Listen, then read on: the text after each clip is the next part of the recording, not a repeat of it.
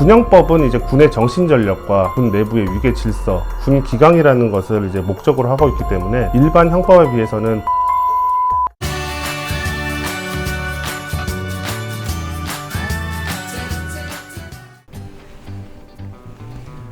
네, 안녕하십니까. 법무법인 상지의 곽경도 변호사입니다. 최근 들어서 넷플릭스에서 DP라든지 또는 신병 시즌2라든지 군대와 관련된 드라마나 이런 영화들이 상당한 인기몰이를 하고 있는 것으로 알고 있는데, 오늘은 군대와 관련해서 군사 재판 또는 군사 사건 등에 대해서 이야기를 나눠보는 시간을 갖도록 하겠습니다.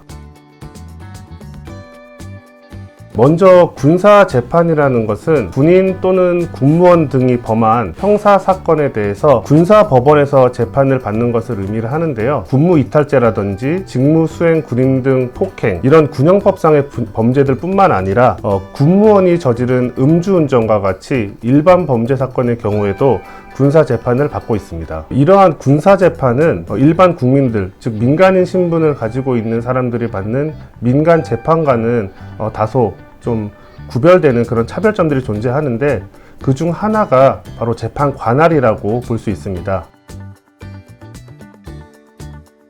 예전 같은 경우에는 군사법원이 크게 보통군사법원과 고등군사법원으로 나뉘어져 있었는데요. 고등군사법원 같은 경우에는 2심, 항소심 사건을 담당하고 있었고 국방부에 설치가 되어 있었습니다. 그리고 보통군사법원 같은 경우에는 1심 사건들을 담당하고 있었고 육군과 해군, 공군, 각 사령부 또는 본부 등 여러 지역에 다수 설치가 되어 있었습니다. 그러나 이제 군사법원법이 개정이 되었고요. 따라서 더 이상 위와 같은 이제 군사법원 관할은 적용이 되지 않고 전국 곳곳에 설치되어 있던 군사법원들이 모두 해편되었습니다. 그리고 중앙지역 군사법원, 제1지역 군사법원, 제2지역 군사법원, 제3지역 군사법원, 마지막으로 제4지역 군사법원까지 이렇게 권역별로 총 5개의 군사법원이 설치가 되었습니다. 군인 등에 대해서 수사가 이루어지게 되면 관할은 범죄지 또는 피고인의 주소지, 거소, 현재지 등에 따라서 정해지게 되어 있는데, 이러한 관할을 정해지는 위와 같은 기준에는 우선순위가 있는 것은 아닙니다. 통상적으로 이제 군인 등 군사건 같은 경우에는 군인의 소속 부대 소재지를 관할로 삼기도 합니다. 그렇기 때문에 군부대 소재지를 기준으로 해서 권역별로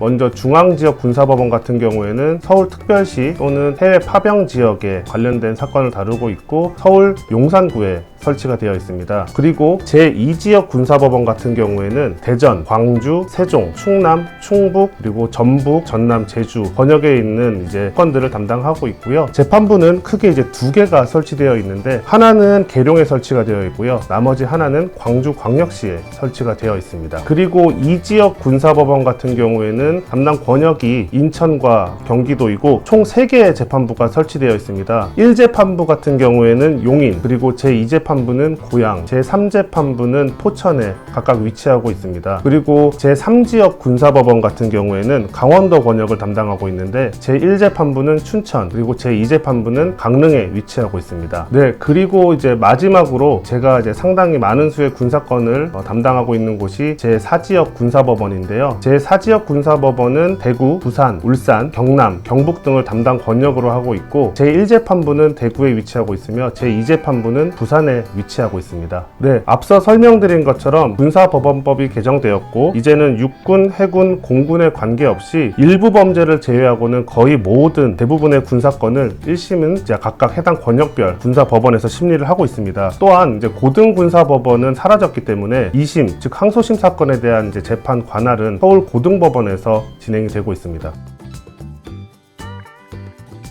또한 군사법원법 개정에 따라서 크게 달라진 것이, 군인이 범한 일부 범죄에 대한 또 수사와 재판권에 대한 이제 관할이 민간으로 이관되었다는 점입니다. 이 점은 최근에 이제 불거진 채모 상병의 사망 사건과 관련해서 그 수사에 대한 권한에 있어서 해병대 수사단장과 국방부 장관 사이에 이제 설전이 있었는데, 이 부분과도 상당히 관련이 깊은 부분이라고 볼 수 있습니다. 개정 내용을 조금 더 자세히 설명을 드리면, 2022년 7월 1일 이후에 발생한 다음 사건, 즉 3가지 사건 정도가 될 텐데, 이 3가지 사건에 대해서는 민간 수사기관과 또 민간 사법기관에서 재판을 담당하도록 이관을 하라는 개정이었습니다. 3가지 사건은 이제 설명을 드리면, 첫 번째로는 이제 성폭력 범죄 사건입니다. 그리고 두 두 번째로는 군인 등이 이제 사망하거나 사망에 이른 경우 그 사망의 원인이 되는 범죄에 대한 사건이고요. 마지막 세 번째는 군인 등 신분 취득 전에 범한 죄에 대한 사건. 이렇게 이제 세 가지 사건에 대해서는 군사 재판 관할이 아닌 민관으로 이관하라는 이제 개정이 이루어졌는데, 특히 성폭력 범죄 사건이라고 하는 것은 성폭력 범죄의 처벌 등에 관한 특례법 제2조에 따른 성폭력 범죄를 의미하는 것이고요. 또한 아동 청소년 성보호에 관한 법률 제2조의 아동 청소년 대상 성범죄를 의미하는 것입니다. 따라서 이제 군형법상의 추행죄라든지 성매매 알선 행위 등에 따른 처벌에 관한 법률이 적용되는 경우에는 개정법이 적용되는 것이 아니기 때문에 기존과 동일하게 이제 군사법원에서 재판을 받는다고 보시면 됩니다. 네, 그리고 이제 군사법원법 개정과 관련해서 하나 더 주의하셔야 할 점은 민관에 이관되는 사건이 2022년 7월 1일 이후에 드러났다고 하더라도 그 범행의 일시가 2022년 7월 1일 이전이면 기존과 동일하게 이제 군 수사기관에서 수사를 실시하고 군사법원에서 재판을 받게 된다는 점입니다. 이러한 군사법원법의 개정은 고 이해람 중사의 사망 사건 이후에 2021년 9월 24일에 개정이 되었고 2022년 7월 1일부터 시행이 되고 있습니다. 당시 이제 군사법원법의 개정과 관련해서 성폭력 범죄, 그리고 군인 등의 사망 사건 관련 범죄, 군인 등이 그 신분 취득 전에 행한 범죄를 민관에 이관함으로써 군사법제도에 대한 국민의 신뢰를 이제 보호하고 피해자의 인권을 보장하고 사법 정의의 실현이라는 헌법적 가치를 구현하고자 함이라고 이제 개정 이유를 밝힌 바도 있습니다. 최근 들어서 이제 휴대폰이 병사들에게도 많이 이제 보급이 되고 업무 시간 이후에는 일과 시간 이후에는 휴대폰 사용을 허가하게 되면서 휴대폰을 사용한 이제 도박이라든지 또는 이제 성범죄들이 다수 발생하기도 하는데요. 군형법은 이제 군의 정신 전력과 군 내부의 위계 질서, 군 기강이라는 것을 이제 목적으로 하고 있기 때문에 일반 형법에 비해서는 보다 엄격히 처벌되는 사례들이 많습니다. 특히 이제 군인에 대한 형사 처벌 이후에 군 인사법에 따른 징계라든지 불이익 등도 존재하기 때문에 군 형사사건 같은 경우에는 일반 형사사건뿐만 아니라 군 형사사건에 대한 다양한 경험을 가진 전문 변호사의 조력을 받으실 것을 권고드립니다. 이상과 같이 오늘은 이제 군 사건 그리고 이제 군 재판에 대한 부분에 대해서 설명을 드렸습니다. 오늘 영상을 끝까지 시청해 주셔서 감사합니다.